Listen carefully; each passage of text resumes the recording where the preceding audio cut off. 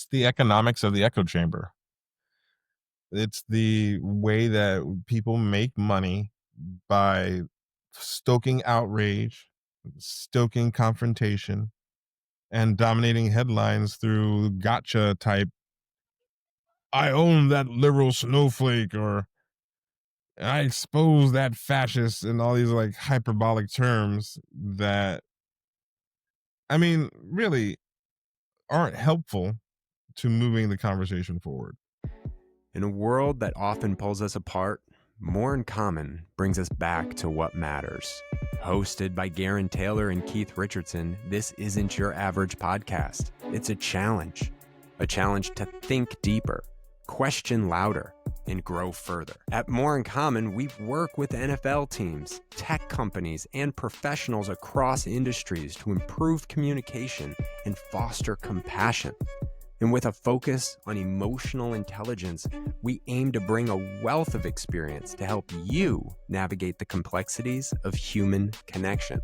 We've never been more connected and yet more isolated. We want to explore the roots of that tension and offer a way back to what we all need: real human connection. Enjoy the show. Woof. Hello.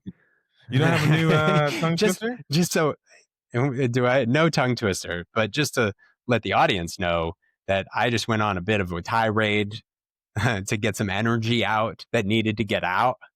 So to start this episode, Like that energy you just felt was like, okay, let's breathe. It was, you bringing the movie reference today, yeah? Nah, see, I got some pop culture references too. I'm schooled. Yeah. I'm knowledgeable. Bad boys. So we had a very strong conversation last week about America's addictions. Well, some of them, right? Not even we didn't even get to all of them, but it also brought up some other thoughts. What? No, it's just funny. Like, we didn't get to all of them, or a lot of them. There's a lot. It's not just the booze, it's the pills too.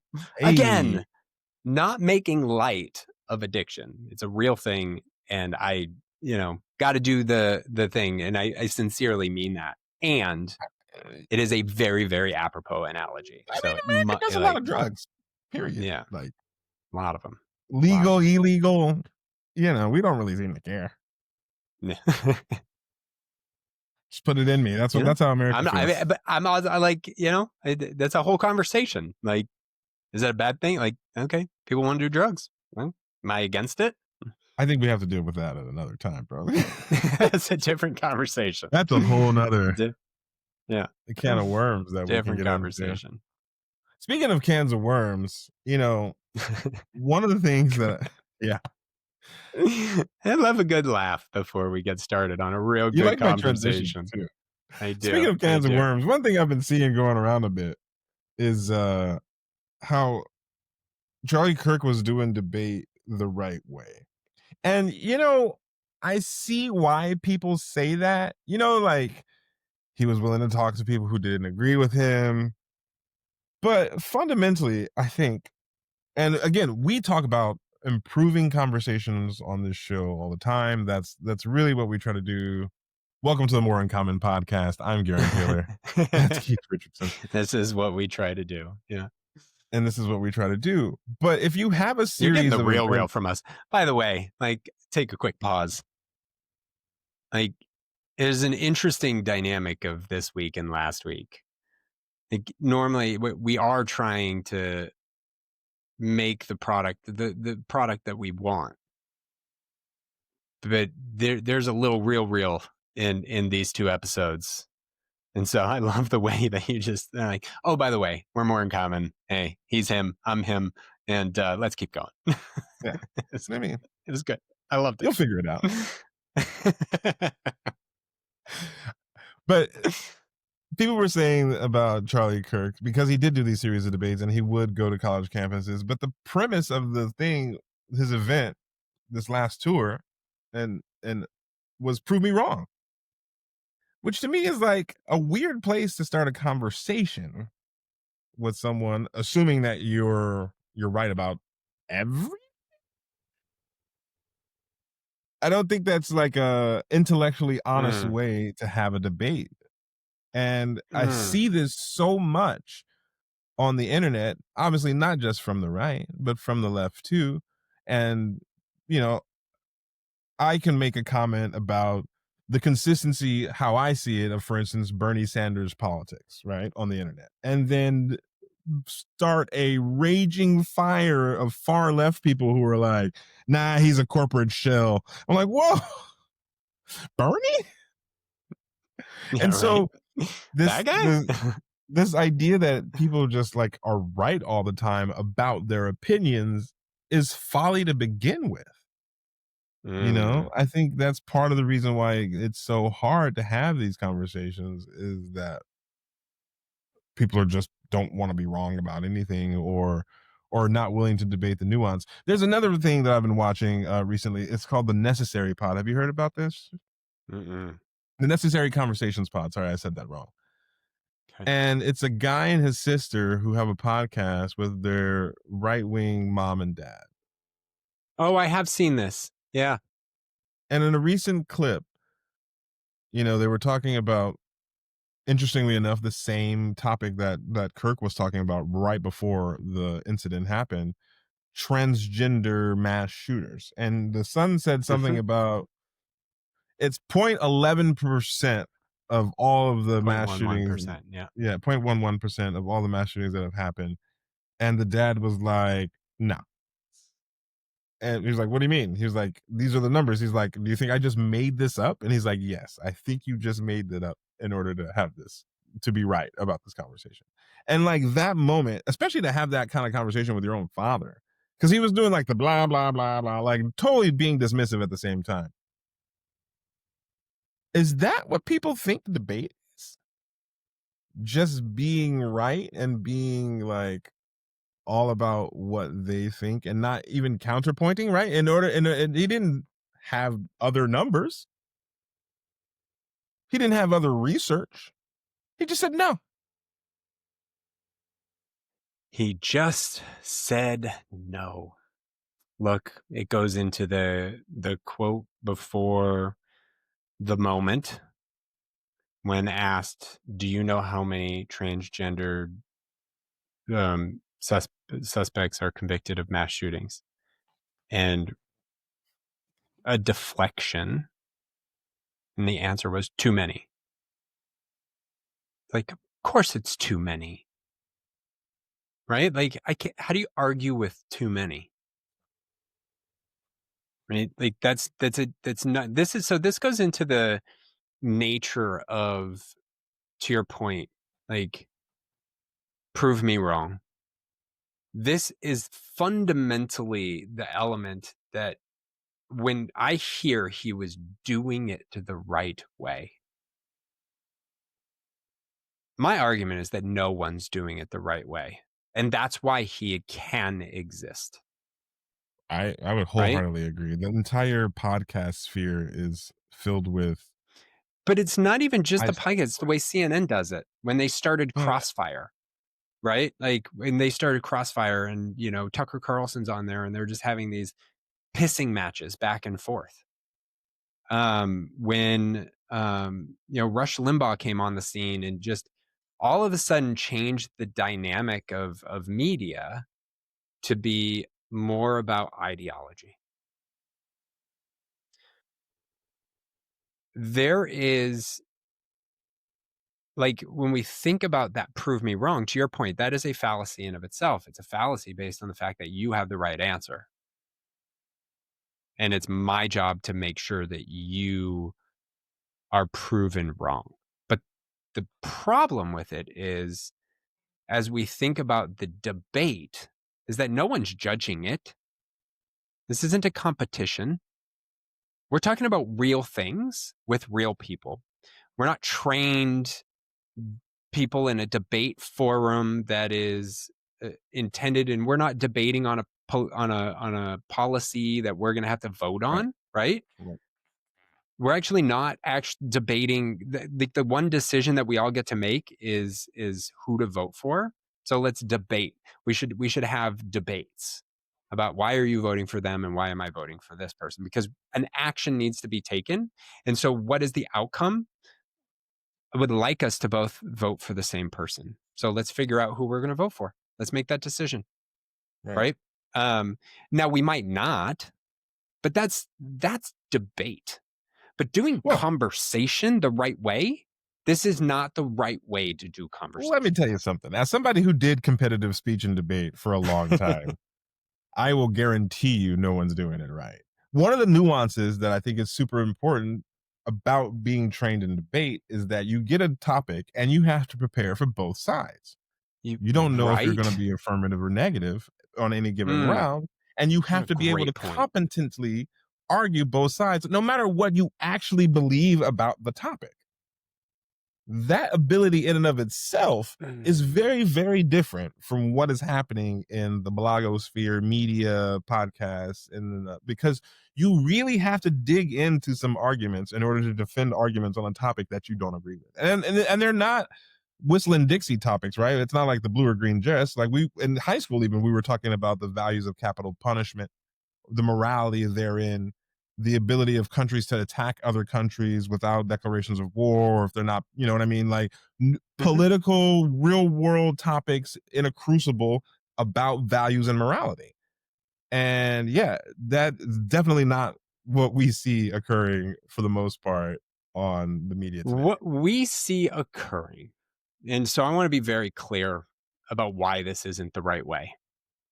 What we're seeing is a false disguise of political discourse that's rooted in confirmation bias. And we see it across the Jubilees, we see it across Media San, we see it with the left wing political commentators, the youths that are often battling with Charlie Kirk at the time or going on Newsmax and doing all of these things, is that they're coming at it with an ideology. And they're there so that we are having a disagreement about an ideology without actually having that disagreement. So that idea of prove me wrong is I have an ideology and and so now who's going to own who? And Right. that's what the marketing effort is on this economic engine. And so then what are you watching? You're watching the things that confirm what you underlying believe because it's aligned to your ideology. You talk Yeah. about that example, right? We talk about cognitive bias all the time. When information is presented that counters something that we underlying believe, 0.11%. Nope, you're wrong. That's called the Semmelweis reflex, that instant rejection of information that counters your worldview, right? We see this all the time, right? And when these things are going on, we're not navigating conversation in a meaningful way that moves us forward, breaks down these walls, and helps us have a less politically violent ecosystem. Right. We are perpetuating it. We are perpetuating it. And what we're like, this one example, right? And we see this so much. And one of the things that we were talking about relative to prior was just how logical fallacies play in. Patrick Bet David, a capitalist defender, like that's his ideology, went on a jubilee with a bunch of folks who are anti-capitalist ideologues, right? Like, no matter what you say, you will not move them off that point. That's not most of us, by the way. We have some of these things. We're increasingly becoming what we don't like. So he Hmm. goes on and and we can splice it right in here, but I'll summarize it. Is This young man gives him a whole bunch of statistics about how people go broke. The healthcare system costs more in America, blah, blah, blah. And it's better here and it's better here. And so Patrick Bet David goes, well, then it comes down to this. If it's better elsewhere, why aren't people moving there? That is a totally different argument. Hmm. That is not the conversation they were having. Conversation is about American healthcare system, not about whether or not people are mobile and agile to leave the country whenever they want. Right. Right. And what that's called is a red herring, and it's used all the time. It's a distraction. It is a logical fallacy that is intended, with purpose or without, Correct. to take you off of your mark because I just lost. And in a debate, we would go, shit, you won. But in a jubilee, that's just not the way it works. And we're no longer having a conversation. We are no longer having a discussion about the thing that we're trying to be productive about in a meaningful way, debate or discussion or otherwise. It's the economics of the echo chamber. It's the way that people make money by stoking outrage, stoking confrontation, and dominating headlines through gotcha type, I own that liberal snowflake, or I expose that fascist, and all these like hyperbolic terms that, I mean, really aren't helpful to moving the conversation forward. Think about it. There's this nature of conversation, and this is why it is not done right by anybody. And you can have countless clips of Charlie Kirk engaging in this as well. When someone makes a point that could potentially add to your worldview or your ideology, or change your worldview or your ideology, to sit with that and go,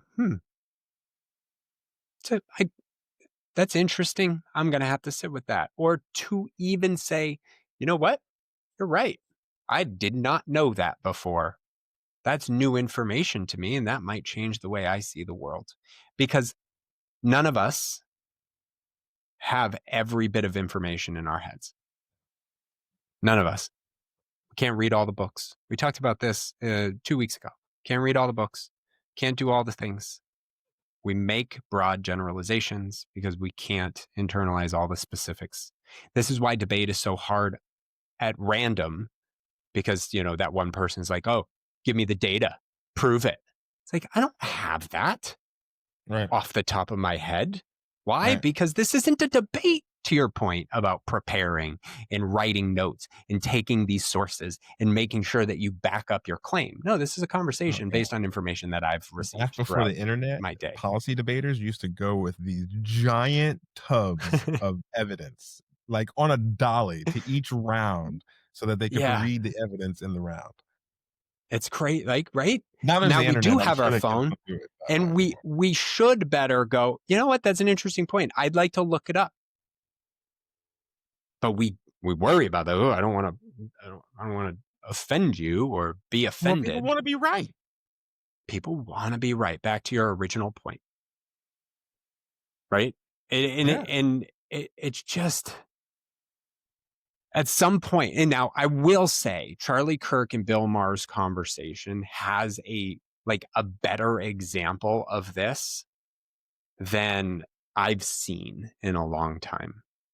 But that's one conversation. That is not the brand and the overall activity that occurs. And what you take away from that conversation is like, oh, look at that person and look at that person. No, see what they say. When Charlie Kirk even says to Bill Maher, you know what, I'll give you that. And then he asks him a question and lets Bill Maher talk. Like, good. Love that. Yeah. Because that's how you have dialogue around these things of exploration without drawing a conclusion right away that says a whole bunch of people are bad people. No, and it's definitely today's world, I think, that we live in. I mean, we can't ignore the fact that the widespread use of the internet, the fact that everybody can have a strong opinion and broadcast that worldwide from the comfort of their living room, has changed the nature whereby which people present this type of information. Because of the saturation, because there's so many of it, people are trying to outrage each other. Who can be maddest about Who can whatever's make the happening. other side matter? Yeah. Look, there's reporting now that's saying that the unfortunate thing that happened to Charlie Kirk happened because he wasn't conservative enough. So there's a whole other leader of a group that's more outraged, that's beyond what MAGA's doing, that's mad at Charlie Kirk for not, you know what I mean? And it, like, Yeah.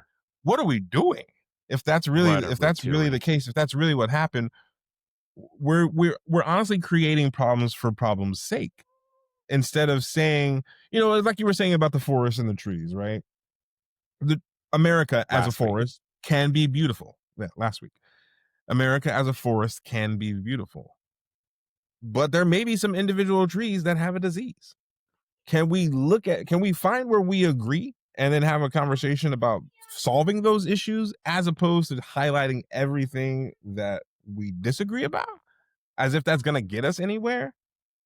You see it all the time in our political situation in Congress. The reason why nothing gets done is because people can't figure out what they agree on. They would rather spend all the time demonizing the other side for doing stuff instead of finding out what they agree upon and getting stuff done for the American people. Gets votes. And it's not even that they do that. Like, I think the current state of Congress is very much that way, but historically it's mostly been No, public. They agree in back. Now they just they hate each other all the time, right? the other part about that, even on CNN and all these other places, is it's a facade. It's not, they're not even really that mad at each other. They golf, they go to lunch, they use the same bathrooms, right? They're not fighting in the hallways. Right? It's a manufactured outrage in order to get clicks and views and drive the economic engine of the echo chamber. Yeah. Like it I'm Woosah. wildly, like, I love our platform.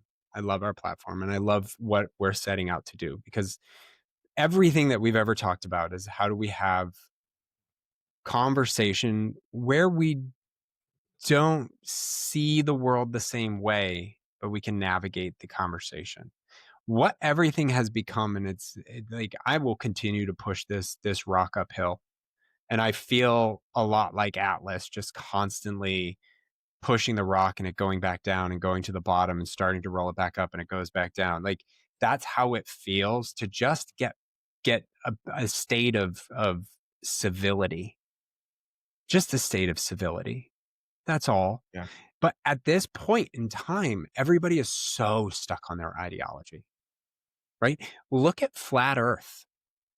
Did you know flat Earth wasn't, like, a lot of times people say, well, people thought flat Earth was flat Earth for a long time. People haven't thought the Earth was flat for like 1,000 years. It As came soon back as like it was amazing. like, as soon as it's so true. Like, and like, despite all evidence, if you've seen the documentary on Netflix, right? Where they come out with this $10,000 or $30,000 laser and they, like, hey, if their hypothesis is we're going to do this, and the people who say the earth is round, it will have a 15-degree offset, but it's flat, so it's not going to have that, and it has that. And they say something's wrong, we got to keep going.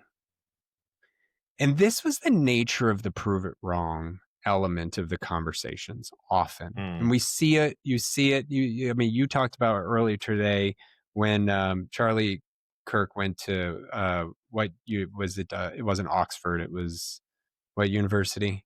Cambridge. Cambridge. And, the points were made with all of the data and he had no response. He puts the microphone down and steps away from the table. Like, I get it. A good debate is like, okay, cool. But it requires concession. And look, 2020, we had a president who wouldn't concede an election victory or an election loss. Like, still doesn't concede to it to this day. Like, we've got to be able to, like, when we talk about admitting that we have a problem relative to political violence, I mean, for me, it's this whole thing is it has to be an admittance that, like, look, we've got an emotional trauma problem. We've got an ideological problem. We've got a kindness problem. We've got an issue in all of these things and trying to understand and navigate with other people. I don't know what the fix is, but because I keep wondering, like, what are we doing? Well, I Like, mean, this I is think crazy. it's a question about our humanity, right? Like, we often talk about how hard it is, how the human brain and our evolution isn't really designed for exposure to the opinions of 330 million people at the same time, right? Like, Ain't that the that's what the truth? cesspool of X and threads is sometimes. There are people Yeah. who really sometimes just want to see the world burn. They say caustic things on purpose to get a reaction. They don't even believe it half the time. But what we don't realize is that that shifts the conversation to these more polarized issues because someone sees that and they go, I agree with that nut job. Right? They might not even, that might, at this point, that person might not even be a real person. It could be a bot, it could be It's AI. There are people having wild. whole conversations Yeah. with non humans on the internet right now. So maybe like Yeah. slow down, right? Like maybe we can just tone it down a little bit and not have to be so polarized. Like you were saying earlier, this isn't even real debate. Real debate It's has a not. clear winner, a clear loser. Someone judges it. You know, I got a lot of trophies for winning debates. No one's getting trophies out of this. We need to challenge each other in our own echo chambers. And so, like, I think about this, like, there is this element of, like, I hate to make this episode a frustrating rant again about these platitudes. Last week it was America isn't this way, and this time is he did it the right way. The reality is, like, we need to challenge each other when someone makes a point, and just because it makes me feel good. Because, like, look, we talk about this all the time. We all have a need to belong to an ecosystem. It all comes back to the Dunbar number. If I have my people of 200 and we create a society, a little group, we're ideologically aligned, like we have our conflicts and all that other stuff, in comes a group of another 200 people, chaos ensues. Because now we have to align those two things. This is why Mhm. mergers and acquisitions are so hard as an organization, because you're integrating cultural values in a way that's just wildly difficult. Now you add in 330 other million people and then say, this is how we all need to think. Just doesn't work. It just doesn't work. I would love to say we need to change the value structure. It needs to be higher level so we can all live with under it. But what we need to do is like accept some very fundamental realities. Like, can we just not hurt each other first and foremost? If you want to be religious and I don't, cool, right? If you want to promote and give people a religious space, as you always have in churches, and I want to promote and give a space for people who aren't religious, like let us exist without talking about the other one and shouting about how the other Right, one is so bad, right. right? And we need to get to this place where we can call on our echo chambers and be like, hey, he made a really good point there, and you did not, like, you didn't acknowledge it. Why? What is it you're trying to prove? Charlie Kirk has he said it many times, and I know we're talking about him. If when the way he wants to be remembered is someone who is was convicted in his beliefs. He was wildly religious.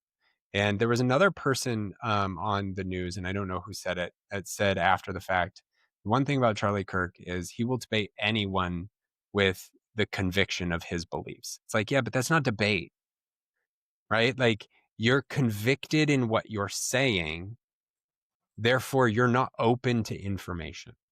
Well, maybe it is debate, but it's not a discussion in a way, right? Like I can see you Right. saying in a debate, I'm going to defend my position to the end of the debate because there's a trophy on the line, right? Or I'm going to win something, right? Right. But a Right. discussion should have more nuance. If we're really trying to have a discussion that moves the ball down the road, that brings us closer together than it pushes us apart, then you have to seek collaboration and resolution and not just dominance. You're not trying to own anybody, right?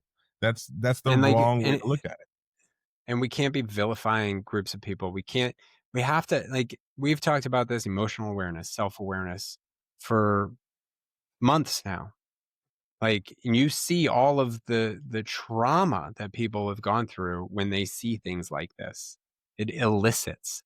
Now, I think a lot of the response that we're getting is because we saw it in the same way Yeah. that we saw a huge response when we saw George Floyd. Like, Right. when you see it, it's different Yeah. than when you hear about it, right? But we need to reconcile like these challenges, and I'll leave you with this because I had this epiphany this morning, and I just have to share it.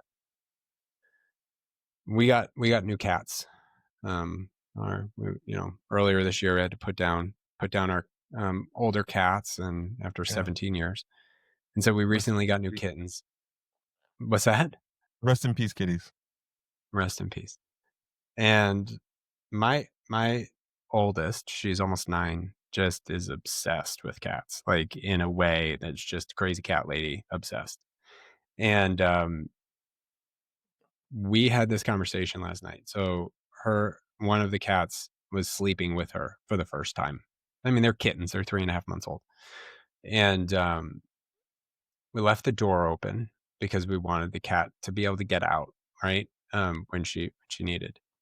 And my daughter left the room to turn the air conditioning down, which she's never done before, which was wildly cold in my house, but that's a whole side point.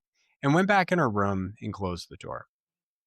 And so this morning I woke up and I was like, your door's closed. And of course, I'm thinking she closed it to trap her. I drew a conclusion without any evidence other than that the door is closed. And I went in and I said, hey, why did you close the door? And her instant reaction was, I didn't close the door. But what she was arguing was that she did not try to trap the cat. And I said, but you did close the door. She's like, no, I didn't. Well, no one else did. So we can sit here and piss and back and forth on this evidence, right? Like, it's a fact. The door is closed. And I asked her, did you turn the air conditioning down? She says, yeah, I was hot. I was sweaty. I was like, well, maybe when you came back in your room, you just automatically closed the door because we sometimes just do things without even thinking. And it was bedtime and it was night and it was dark. She goes, yeah. And I go, so you didn't close the door to lock the cat? She goes, no, I didn't do it to shut the cat in. So her reaction and argument wasn't, because she's 9, wasn't put forward in the way that would have reconciled that a lot quicker. I had to take a moment to figure it out. Mm-hmm. The point of that, and we came to a great resolution. Like, okay, like you're not in trouble. Like, hey, accidents happen. Got to be more careful. Don't turn the air conditioning down to 63 degrees in the middle of the night. This is what we need to do, right? This is we need to navigate these things more gracefully, with understanding that maybe the other person just doesn't have the words that they're trying to convey, that there's an emotional disconnect. Maybe they don't have the skill set or the talent that you or I have. And we need to have discussion, and it can't be about debate, and it can't be about just winning and losing, because no one is winning and losing. None of us. Yeah. When Well, I this think we're is all the losing nature of what's ultimately. happening. We're all losing because we could definitely have we better are all conversations. losing. 100%. Because the issue to we are me all isn't losing in this just current moment. disagreement. It's the fact that we've built an economy out of not listening. And until we shift the economic model from outrage to outcomes, then we're going to keep pushing each other away. We have to start developing real skills for human connection, which is what we try to do on this show. Otherwise, we're going to keep drinking that sweet, sweet political outrage until we crash. That, as I wrote down to tie these 2 episodes, and we'll go back to logical fallacies next week. America will continue to be an alcoholic for political violence and eventually hit rock bottom. And what does rock bottom mean at the end of the day? There is no other path. Well, that's been this week's episode of the More in Common podcast. But hey, can I just say one more thing? Like, look, I fired up about this whole thing. Like, mostly my fired up comes from my ideology that I believe, and my optimism that I believe we can be better. And we can be better by having good positive conversations, understanding our ideologies, understanding our emotional triggers, understanding ourselves and others, and knowing when to walk away and when to engage, and knowing sometimes the other person is just not the person for this conversation. And sometimes, like Jesse, it might have been 15 years ago when you engaged with him, and you might have to wait 15 years to get the best of him. Sometimes that is the case, and we have to know how to navigate all of that to get better and work forward. And I am eternally optimistic that we can. I know that we can, but we have to start. And we have to start now, or else shit's going to be bad for a really long time. So, that's my last thought. Like and share this episode with somebody that you need to have a better conversation with. I'm Gerren Taylor. That's Keith Richardson. We'll be doing this again next week. Come and see us. Yeah. That's fun.